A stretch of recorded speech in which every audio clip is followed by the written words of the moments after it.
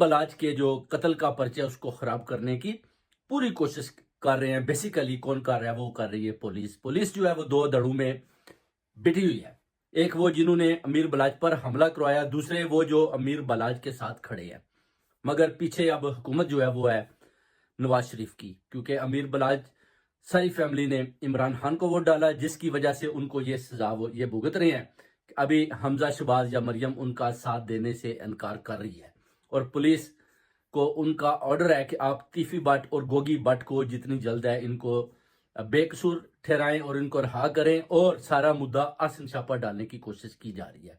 तो ये सारी चीजें आप देख सकते हैं कि ये किस तरह एक ऐसा पढ़ा लिखा और नौजवान और अच्छा बच्चा और सैयद बच्चा जिसके ऊपर इस तरह की गलाजत ये फेंक रहे हैं, आसिम शाह को सामने लाएं तो फिर ये सारी बातें होंगी। क्योंकि आसिम शाह जैसे ही उम्रे की अदायगी करता है उसको पता चलता है कि मीर बला